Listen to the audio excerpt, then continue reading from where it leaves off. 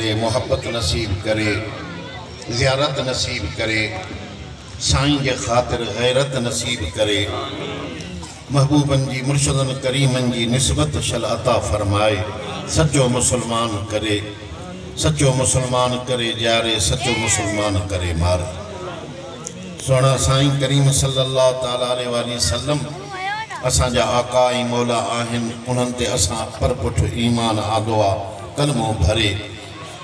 नबी सरदार जे मथों उन्हीं जे दीन में दाख़िल थिया आहियूं। सरकार दो आलम सल्लल्लाहु अलैहि वसल्लम सां जेके भी निस्बत जूं ॻाल्हियूं आहिनि ऐं उन्हीं तरफ़ ॾे मंसूब आहिनि, उहे सभई असांखे अखियुनि ते रखणियूं आहिनि। साईं करीम सल्लल्लाहु ताला अलैहि वसल्लम जा ब निशानियूं ॿियूं भी के मशहूर आहिनि। हिकु क़ुरान शरीफ़ आहे, ॿियो हुज़ूर आका सल्लल्लाहु अलैहि वसल्लम जा अहल बैत आहे। क़ुरान शरीफ़ खे मञणो आहे, उन्हीं जे अहकामनि खे मञणो आहे, उन्हीं ते ईमान आणणो आहे। ऐं ॿिया आहिनि सरकार दो आलम सल्लल्लाहु अलैहि वसल्लम जा अहल बैत सगोरा, उन्हनि जी ख़िदमत करणी आहे, उन्हनि जो अदब करणो आहे। जन क़ुरान खे मञियो, ईमान आंदो, क़ुरान शरीफ़ जे अहकामनि ते हलियो, उन्हीं जा हुक्म मञई, उन्हीं जो अदब रखियई, क़ुरान शरीफ़ सां गॾु अहल बैतनि जो अदब रखियई, मोहब्बत कयई अहल बैतनि सगोरनि सां, उन्हनि जी इज़त रखियई, उन्हनि जी ख़िदमत कयई। मदीने जा साईं था फरमानी है, ॿई ॼणा पाक कलाम ऐं अहल बैत हिन जा क़यामत ॼाणे शफ़ात कंदड़ बणिजी ईंदा ऐं इन्हनि खे अची मूंसां मिलाईंदा, जेको इन्हनि जो अदब जन रखियो। ऐं ॿियो सरकार सल्लल्लाहु अलैहि वसल्लम सां निस्बत आहे दुरूद शरीफ़ जी। दुरूद शरीफ़ अहिड़ी शइ आहे जंहिंजे पढ़ण सां मालिकनि जी, मदीने जे साईं जी निस्बत हासिल थिए थी ऐं मोहब्बत हासिल थिए थी। जेकॾहिं दुरूद शरीफ़ में के शर्त शुरूत आहिनि, उहे जेकॾहिं हे बजा आणे थो तो हुनजी रूहानियत वधे थी, रूह खे पाकाई मिले थी, क़ल्ब खे पाकाई ऐं नूर मिले थो। उहो मुफ़ासिलो सरकार जो ऐं असांजे विच में जेको कसाफ़त जे करे, गुनाहनि जे करे घणो आहे, उहो गुनाह माफ़ थियनि था, उहे कसाफ़तूं ऐं हिजाब सभई दूर थियनि था। ऐं इन ख़ुश नसीब दुरूद शरीफ़ पढ़ंदड़ खे सरकार दो आलम सल्लल्लाहु अलैहि वसल्लम जी ज़ियारत नसीब थिए थी पई। पाकाई हुजे, बात पाक हुजे, कपड़ा पाक हुजनि, खुशबू हुजे, तक़वा हुजे, गिला न हुजे, गीबत न हुजे, ज़बान ते कूड़ न हुजे, अखलाक हुजे, सुहिणा सुहिणा लफ़्ज़ हुजनि, ज़बान के पाक रखे, निगाहुनि के पाक रखे, क़ल्ब के पाक रखे, दुनिया की मोहब्बत के छॾे,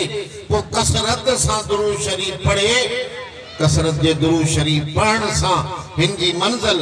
आसान थींदी वेंदी, संजाई थींदी वेंदी। तां त उहो ॾियारो ख़ुश नसीब ऐं बरकत वारो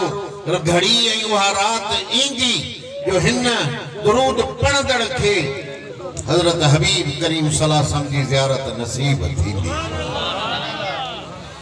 पाण करीमन जी हदीस मुबारक आहे, जंहिंमें फरमायूं त मन सरहु ऐं युल्क़ी अल्लाह ताला रादियन फलयुक्सिर सलात अलैया। जंहिं इंसान जी, जंहिं मुसलमान जी इहा ख़्वाहिश आहे, उन्हीं खे ख़ुशि लॻे, उन्हीं खे सुठो लॻे त मां मरण खां बाद जेकॾहिं मरी वञा त मूंसां रब मुंहिंजो मूंसां राज़ी हुजे, मूं ते महिरबान हुजे, मूंखे पंहिंजी रहमत में दाख़िल फरमाए, मूंखे पंहिंजी जन्नत में दाख़िल फरमाए। मुंहिंजो रब मूंसां कावड़ियल न हुजे, मूंसां राज़ी हुजे। रब राज़ी थियो त पोइ क़ब्र बि सोणी, त क़यामत बि सोणी थी वई। नाराज़ थींदो उन्हनि सां जेके गुनाह कंदा, जेके ज़नाऊं कंदा, जेके चोरियूं कंदा, जेके धाड़ा हणंदा, जेके खून कंदा, जेके मुसलमाननि खे मारींदा, जेके कुरान जे हुक्मनि जे उबतड़ हलंदा, जेके नबी जे चवण ते न हलंदा, उन्हनि सां रब नाराज़ थींदो न हुजासि। पाण करीम ने फरमायो त जह मानो के या दिल में तमन्ना हुजे त मां मराई मुजो रब मुसा राजी हुजे उनी मानो के खपे त मुते दुरूद शरीफ कसरत सा पढ़े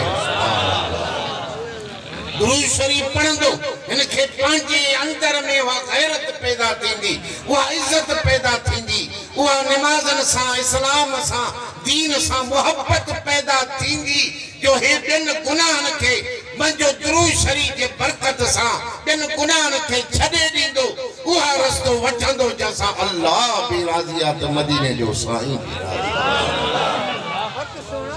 अल्लाह साईं शल तवा असा के दुरूद शरीफ पढ़ नसीब फरमाए कसरत सा दुरूद पढ़ो बाबा बीनी थी छिकींदड़ आयो त घट में घट इतरो त कयो दुरूद शरीफ पढ़ो तो को जितरा बीनी ते खर्च था कयो उतरा इलायची ते वठो न फोटा ते वठो वो भी त खीसे में रखो न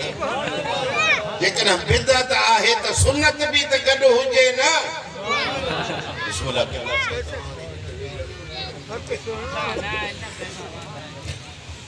अल्लाह साईं बाबा हे असा जो गालियो हे मुर्शिदन जो तवा अदब ता कयो हेडी खिदमत ता कयो हे साईं जन जला हेडा खर्च ता कयो हे असा जो को मगज हणू था ती हा गाल मगज में दिल में विहारियो भी त सही न जन तवा अची भत खाई बस हलिया वयो नंगर करे हलिया वयो मुर्शिदन जी गालियों न समझव आलमन जो गालियों न समझव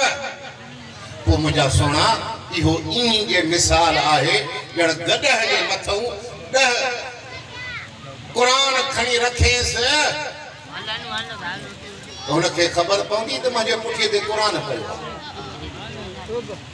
उनखे खबर न पवंदी न सोना इहो को गडह जे माण्हू मिसाल थियो गडह के मिसाल न बणजो हैवान न बणजो इंसान थियो इंसान हकीकी वो आहे जेको हुजूर आका सल्लल्लाहु अलैहि के सुञाणे उनी सा मोहब्बत रखे आलमन जी पीरन सगोरन जी गाल ॿुधी उनी ते अमल दुरूद शरीफ के भी हालत में नवी साल मुझा सोना कारुन पे चढ़िया था वञो पया काफियूं ॿुधो पाण में ॻाल्हाईंदा वञो झटको अचे बेकर अचे निंड अचे उनी वक्त में भी दुरूद शरीफ पढ़ त वरी का मालिक जी रहमत थई खैर जो सफर तो जो संजो थी पवे तू नबी जो नालो भी वठे तुजी गाड़ी एक्सीडेंट थी ये न थींदी चवंदा आहिनि त उहो वण तॾहिं साओ वण तॾहिं ई वढबो आहे जॾहिं हू अल्लाह जे ज़िक्र खां गाफ़िल थींदो आहे मूं वटि असां गाफ़िल थियूं था तॾहिं ही दुनिया जूं तकलीफ़ूं अचनि थियूं होशियारु रहो पंहिंजे नबीअ खे न विसारियो दुरूद शरीफ पढ़ियो त पंहिंजे नबीअ खे यादि कयो जंहिंखे नबी यादि आहे तंहिंजे वेझो अज़ाब न ईंदी बीवी हदीस ॿुधो मुंहिंजा सोना महबूबन जी हदीसूं आहिनि के गुलाम नबी जा शेर न आहिनि के सचल जूं ॻाल्हियूं काफ़ियूं न आहिनि के ॿिन्ही जहाननि जे सरदार सादिक़ुल मस्दूक जो चवण आहे जबल हटी वञनि आसमान टही वञनि मदीने वारे साईं जो कोल हेॾे होॾे न थिए पाण फरमायो त इन औलन नास बी यौमल क़ियामत अक्सरहुम अलैहि सलातन क़यामत जहाड़े सब सोने के गोलीदा एॾे जो गुनाह जो अंबार खयूं वेठा आहिनि त केरु बख़्शराई पादरेशन जो खुदा जे तरफ़ों मलाइकनि जी शुरू थी वञे जीअं न पुलिस वठंदी आहे जवाबदार खे मुलज़िम खे त उते ई पादरेशन शुरू कंदा अथसि कुटे कुटे उते ई अधमो कंदा अथसि ॿियो हिसाब तोसां थाणे ते जॾहिं अल्लाह जा मलाइक जेके गूंगा आहिनि ॿोड़ा आहिनि कंहिंजी ॿुधंदा ई न आहिनि कुटुको जो शुरू थी तो घोड़ा घोड़ा कंदो मूंखे मारियो छो था गूंगा को चवंदा ॿुधंदा ई कोन न ॻाल्हि आहे अञा जहनम जुदा पियो आहे अजा उतों जा मलाइको जुदा मोचड़ो पादर खई वेठा आहिनि तूं हल त तोखे ख़बर पवे ओॾे हे दवाट जो वात जो हे दवाट सां रस्ते सां कुटको शुरू आहे मुझा सोना अल्लाह से खुशल पनाह करो तो जे लिखे तो गुनाह कम तो छुट तो जे लिखे तो जना कम तो फबी वई तो जे लिखे तो खून कम तो फबी वया तो जे लिखे चोरी कम तो फबी वया तो जे लिखे तो मानन सा बिरादन सा छेड़ा कम तो फबी वया यो हिक हिक हिसाब तो जो तो खो क़यामत जाने अल्लाह जा मलाइका वट तू बरोच ना है तो ॾाढी मुर्ची ते ॾेखारी उते जना अल्लाह जा नबी भी नफ्सी नफ्सी पुकारींदा असा जरा पीर के कहनो हेडी गोडन भर पके मालिक के याद करदा पस्त मुर्शिद मशोन वारा जी पस्त मुर्शिद कामिल दे के अची छडाईंदा बाकी छडण जी भेणी ना है हितों जी पुलिस तो खेडी तंग थी करे जो लगे वने है काथे लिखी वनी वेही तो रहे खुदा जे मलाइकन से तो काढो निकल कुछ सोच के तो सही मथे मोटू तो कढ यार आसान नुस्खो तो थे बुधायो था खुदा जे राजी थियण जो मदीने जो साईं बुधाए तो नीते अमल कर न रुगो भत त न कान मुलन सुभान अल्लाह पाण फरमायो त खबर थो त मूंसा क़यामत जाड़े मूंसा गड केर हुंदा उहे माण्हू हुंदा जेके मूंसे दुनिया में कसरत सा मोहब्बत सा दुरूद शरीफ पढ़ंदड़ हुंदा हुनन जी बी वाई बात छेड़े वाली कूड़ वाली किला वाली लहू जी हर वक्त हर घड़ी मुते दुरूद शरीफ पढ़ंदड़ हुंदा उहे क़यामत जाड़े मूंसा गड हुंदा पी साईं जन सिरप पिया कराइनि अबा हजम सिरप ठाहींदो आहे न साईं कुंवारी मुबारक खे के सिधो करे खत वठंदो आहे वरी हे चपन जा भी हे वठंदा आहिनि अल्लाह वारा जे कहनि हे हितों सोढ़े साईं करीम सल्लल्लाहु ताला अलैहि वसल्लम हिन लबन मुबारकन खां हितों मुठल मुबारकन खे ही वठाईंदा वठंदा ही कूड़ींदा न जे वहाबी कूड़िन था जो मुल्क रोड लगो पियो आहे सरकार जो आलम सलाह समझा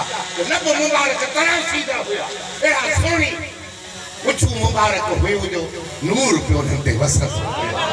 हे जी रोड कहीं का वतन छिके लई बिगड़ी थी वने हे शपर हंत मौला अली जा सुना सदको या नाले बस रुको तू हे तो यो हुन में न लगे हुन में पानी में तुझे खीर में तुझे मोड़ में न तो सफा को कोई की खाएंगे एडो गुनाह थी मुझे के थोरो सिधो कर बाबा पर बरो चाहे जोर मानू बाबा मुझे के तो जो पर रात जो रो भी तो सही ना यार अल्लाह से तमा सा के मां घणो वक्त वठियुस बस हाणे एतरी को बाद दुआ करो अल्लाह से असां के तमा के सीधे रास्ते ते हला